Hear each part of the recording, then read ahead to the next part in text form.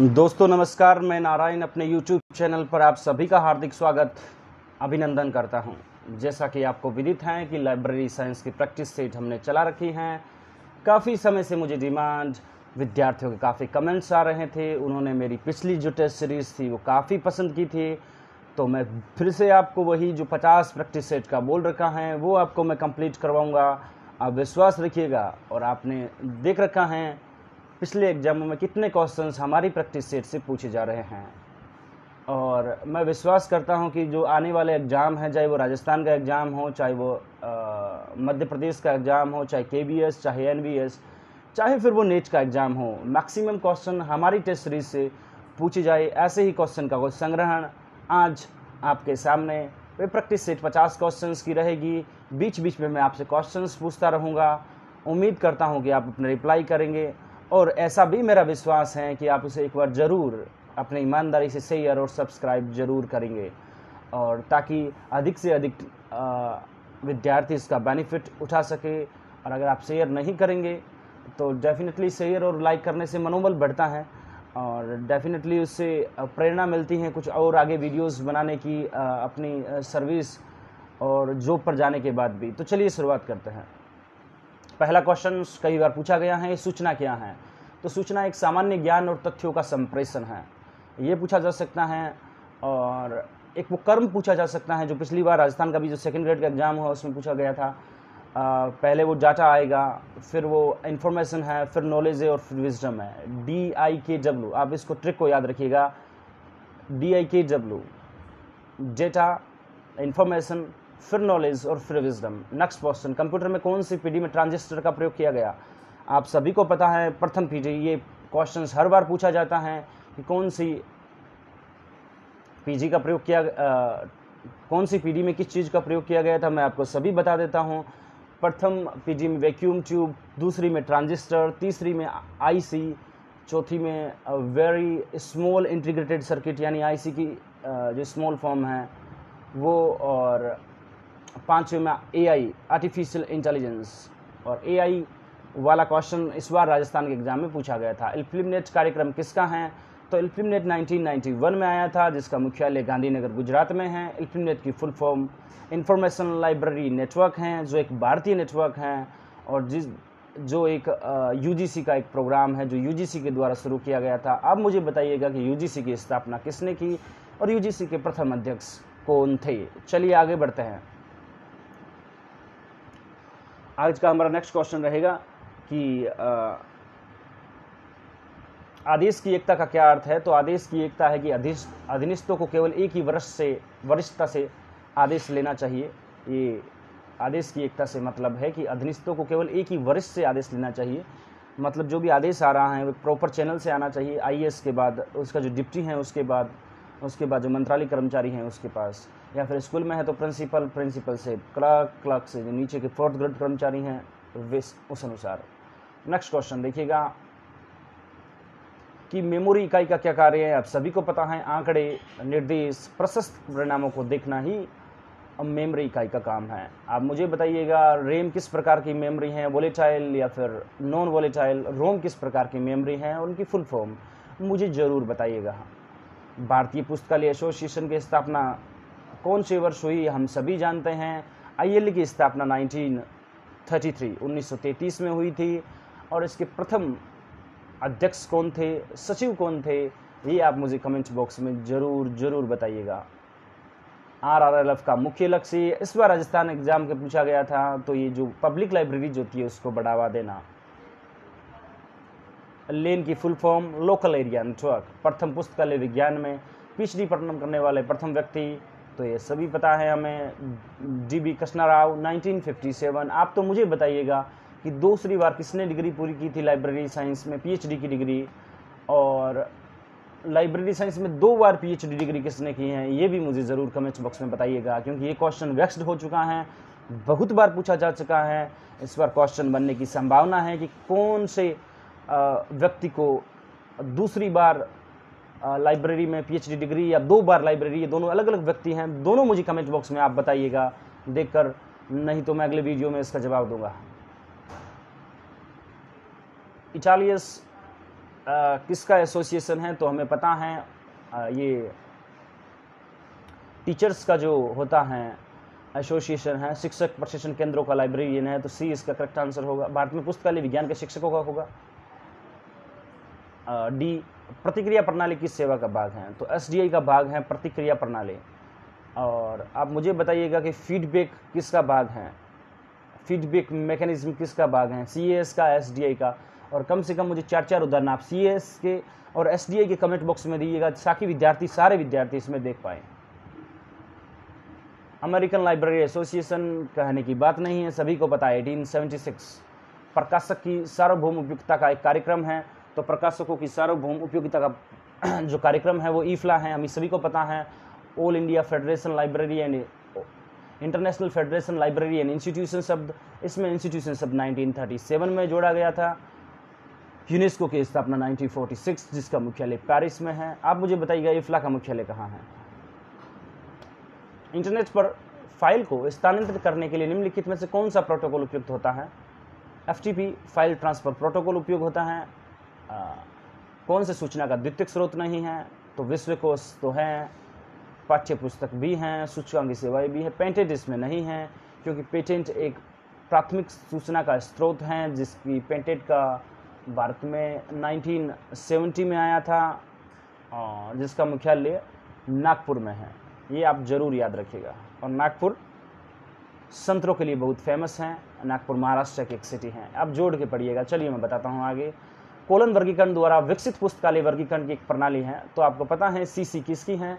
CC हमारे रंगनाथन महोदय की हैं। कोलन क्लासिफिकेशन, क्लासिफिकेशन के अभी तक कितने संस्करण आए हैं और कब कब आए हैं, एक बार जरूर मुझे कमेंट बॉक्स में बताइएगा। और कोलन क्लासिफिकेशन किस प्रकार की वर्गीकरण पद्धति हैं, ये भी आप मुझे ज़रूर कमेंट करके बताइएगा।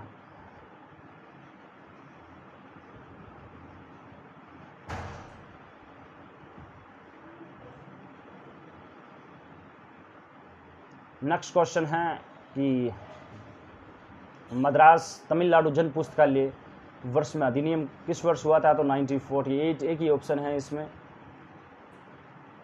लाइब्रेरी ऑफ कांग्रेस यूएसए का राष्ट्रीय पुस्तकालय हम सभी को पता है। जापान, जर्मनी और भारत के राष्ट्रीय पुस्तकालयों का नाम और उनके स्थापना वर्ष आप मुझे कमेंट बॉक्स में बताइएगा। पक्का पक्का सभी मिलकर बताएंगे, जिन्हें याद है उनका रिवीजन होगा, जिन्हें नहीं पता है वो नया सीखेंगे। रक्षा अध्ययन से संबंधित सूचना किसके द्वारा, तो ये डेसीडो किस द्वारा करवाई जाती हैं। डेसीडो की स्थापना 1957 में हुई थी। और animal national mission on library ये कब आया था, एक मुझे कमेंट बॉक्स में बताइएगा। एसडोक 1950 में आया था। और नेस्डोक कब आया था ये मुझे आप बताएंगे। एक क्वेश्चन मैं बता रहा हूँ, कई विद्यार्थी मुझे कमेंट बॉक्स में सर हम क्यों बताएं, अरे आप भी तो बताइएगा ना, सारे मैं बता दूंगा तो फिर आप क्या करेंगे। और लाइब्रेरी साइंस में कोई रॉकेट साइंस तो है नहीं कि मैं आपको समझाऊँ।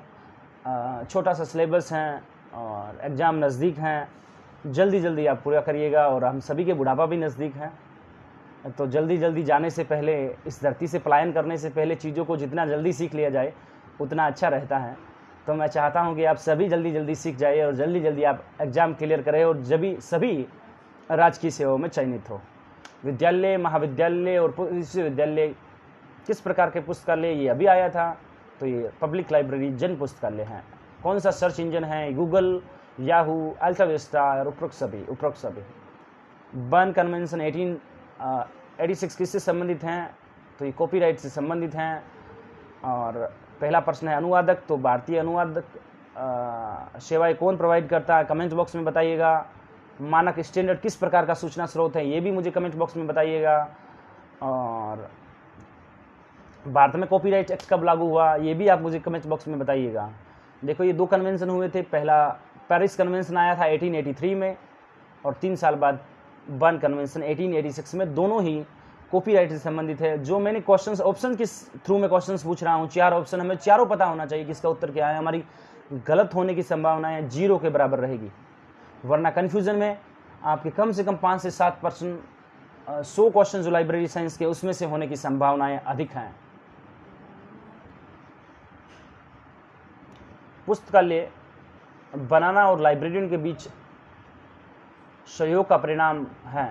पुस्तकालय बनाना और लाइब्रेरियन के सहयोग का परिणाम क्या रहता है, ये हमने को बताना है। लाइब्रेरियन के बीच सहयोग का परिणाम है जो वास्तु शास्त्र के द्वारा जो उसकी भवन है, बिल्डिंग है, वो पहले दिखाया जाता है। तो वास्तुशास्त्र। ऐसे नॉर्मल प्रश्न आ गए, इस प्रकार के क्वेश्चन नहीं पूछे जाने की संभावनाएं होती हैं। पुस्तकालय शौचालय के लिए आधारभूत आवश्यकताएं निम्नलिखित में से कौन सी हैं? कंप्यूटर हार्डवेयर, पुस्तकालय सॉफ्टवेयर, उपरोक्त सभी। तो डेफिनेटली वित्त भी चाहिए, ऑटोमेशन, उपरोक्त सभी होगा। कुल संख्या सामान्यतः किससे बनी होती हैं? नॉर्मल पर्सन, वर्ग संख्या, पुस्तकल संख्या और संकलन संख्या। तो ये आपका करेक्ट आंसर है। ओपेक का पूरा नाम अभी आया था, online public access catalogue. ISSN कितने अंकों का होता है? ISSN 8 अंकों का होता है। ISBN कितने अंकों का होता है? ये आप मुझे कमेंट बॉक्स में बताइएगा। Catalogue card 8.5 × 12.5। संदेश प्राप्त करने वाले व्यक्ति को रिसीवर कहते हैं, प्राप्तकर्ता कहते हैं। संप्रेषण का गणितीय सिद्धांत किसके द्वारा विकसित किया गया? शेनॉन और वीवर। निम्नलिखित में से कौन भारतीय सामाजिक विज्ञान अनुसंधान परिषद द्वारा बनाया गया? 4 ऑप्शन दे रखे हैं, निष्केयर, डेसीडोक, नेस्डोक और इंस्डोक। आप मुझे कमेंट बॉक्स में करके बताइएगा कि कौन सा इसमें उत्तर होगा। तो भारतीय सामाजिक विज्ञान अनुसंधान परिषद होगा, तो नेस्डोक इसका उत्तर होगा। इंस्डोक की स्थापना वर्ष 1952, डेसीडोक 1957, निष्केयर 2002। एक सुविधा जिसके माध्यम से संदेश विद्युतीय रूप में कंप्यूटर नेटवर्क द्वारा भेजे जाते हैं। तो ईमेल हम सभी को पता है। क्षतिग्रस्त पुस्तकें जिनकी मरम्मत नहीं की जा सकती हैं, वीडिंग आउट कहा जाता है उन्हें। इंटरनेट पर क्लाइंट सर्वर के आधार पर हाइपरटेक्स्ट और मल्टीमीडिया सूचना प्रणाली को क्या कहा जाता है? तो इसको WWW वर्ल्ड वाइड वेब कहा जाता है। OCLC की स्थापना वर्ष, online computer library centre, Ohio library, Ohio college library centre के नाम से इसकी स्थापना हुई थी। वर्तमान में इसका नाम ऑनलाइन कंप्यूटर लाइब्रेरी सेंटर है। 1967। मार्क टेग 250 किससे संबंधित हैं? ये आप मुझे ज़रूर कमेंट बॉक्स में करके बताइएगा। मार्क टेग 250 तो ये संस्करण क्षेत्र से संबंधित हैं। तो आप मार्क टेग के जितने भी टेग हैं, जैसे कि प्रकाशन एडिशन प्रकाशन होता है, वो भौतिक विवरण होता है, वो 300 में आता है। कुछ एक मुझे याद है, कुछ एक आप मुझे कमेंट बॉक्स में बताइएगा, ठीक है। तो मार्क टेग 250 संस्करण क्षेत्र से संबंधित है। निम्नलिखित में से कौन सा एक पुस्तकालय रखरखाव का परिचालन नहीं है? रखरखाव का पूछा है कि रखरखाव से संबंधित कौन सा नहीं है? अधिग्रहण प्रणाली, श्रृंखला नियंत्रण, कैटलॉग बनाना और पुस्तक प्रदर्शनी। तो पुस्तक प्रदर्शनी का रखरखाव परिचालन से कहीं संबंध नहीं है। एग्रीस अंतर्राष्ट्रीय सूचना प्रणाली, कृषि विज्ञान और प्रौद्योगिकी, एग्रीस का स्थापना वर्ष आप कमेंट बॉक्स में जरूर बताइएगा। एक द्विआधारी अंक सामान्य किस रूप में दर्शाया जाता है? तो एक द्विआधारी जो सामान्य अंक होता है वो 0 और 1 में दर्शाया जाता है, आप सभी को पता है। कार्डेक्स प्रेडिकल्स से संबंधित है। मौखिक संप्रेषण क्या कहलाता है? बड़ा अच्छा आया है कि मौखिक जो संप्रेषण हम जो करते हैं उसे हम क्या कहते हैं? तो औपचारिक, अनौपचारिक, गैर मौखिक। बड़े अच्छे ऑप्शन डाले हैं कि मौखिक संप्रेषण। देखिए कि बातें जो होती है 2 तरीके से होती है, एक तो फॉर्मल होती हैं और एक इनफॉर्मल होती हैं। तो मौखिक संप्रेषण में हम क्या करते हैं कि एक फॉर्मल तरीके से बात करते हैं। नेक्स्ट देखिएगा कि फेसबुक एक क्या है? तो एक सोशल नेटवर्किंग साइट है फेसबुक। ई पुस्तकों के बारे में निम्नलिखित में से कौन सा कथन सही है? तो पुस्तकों का इलेक्ट्रॉनिक संस्करण जो ग्राहक को डिजिटल प्रारूप में, आज मेरी तो भी थोड़ी सही नहीं है, फिर भी आपको मैं पढ़ाने की कोशिश कर रहा हूँ। और क्योंकि काफ़ी कमेंट्स आ रहे थे, आपके एग्ज़ाम भी नज़दीक हैं, तो इसलिए इसका भी करेक्ट आंसर होगा। लिप्सिस सॉफ्टवेयर किसके द्वारा विकसित किया गया था? तो बड़ा अच्छा क्वेश्चंस हैं, इस बार पूछे जाने की पूरी संभावनाएं आपकी बनी रहेगी लिप्सिस के बारे में। ये लिप्सिस कॉरपोरेशन द्वारा आती हैं। एल्फिमनेट का पूरा नाम इंफॉर्मेशन लाइब्रेरी नेटवर्क। और इसके संबंधित की इन्फिनिनेट का प्लानर और कैबिलर 2 नेटवर्क भी है, कैलिबर। और आप मुझे प्लानर और कैलिबर की फुल फॉर्म जरूर बताइएगा। इस बार शायद कैलिबर एग्जाम में पूछा गया था कि किसका नेटवर्क है, तो ये इन्फिनिनेट का है। इंटरनेट एक्सप्लोरर है, हम सभी को पता है, एक सर्च इंजन है। शब्द इंफॉर्मेशन किस भाषा का शब्द है, तो ये लैटिन भाषा का शब्द है। भाषाई बाधा को पार किया जा सकता है, तो ये अनुवाद सेवा के द्वारा, जिससे हमें कोई प्रॉब्लम आई तो हम उसका दूसरी भाषा में अनुवाद करके इस सेवा से दूर जा सकते हैं या इससे पार पा सकते हैं। निम्नलिखित में से कौन सा संप्रेषण प्रणाली के संबंधित नहीं है? देखिएगा कि प्राप्तकर्ता प्रेषक चैनल उत्क्रम माप से कहीं संबंध नहीं है। निम्नलिखित में से कौन सा पुस्तकालय अनुरक्षण प्रभाग का कार्य नहीं है? तो अलमारियों में दस्तावेज और पुस्तकालय में भंडार संगठन, पुस्तकालय सॉफ्टवेयर इंस्टॉल करना, पुस्तक संकलन में साफ सफाई, गाइडों को तैयार और अनुरोध। पुस्तकालय सॉफ्टवेयर को इंस्टॉल करना से कहीं संबंध नहीं है अनुरक्षण विभाग का। निम्नलिखित में से किसी संप्रेषण में औपचारिक चैनल माना जा सकता है? तो बड़ा अच्छा क्वेश्चन आपके पूछा है कि औपचारिक चैनल किसे माना जा सकता है, तो ये पुस्तक पेरिडिकल्स और सम्मेलन कार्यवाही को एक औपचारिक चैनल माना जा सकता है। और ये तीनों मुझे बताइएगा कि पुस्तक पेरिडिकल्स और सम्मेलन कार्यवाही की सूचना का कौन सा स्रोत है, और आप मुझे कमेंट बॉक्स में ज़रूर बताइएगा। मैं क्षमा चाहता हूँ, कुछ तबीयत सही नहीं होने की वजह से मैं अच्छा डिलीवर नहीं कर पाया, मैं और इससे अच्छा बेटर कर पाऊँगा। नेक्स्ट वीडियो के लिए आप प्रतीक्षा करिएगा, 1 या 2 या 3 दिन में मैं ज़रूर आपको डाल दूँगा।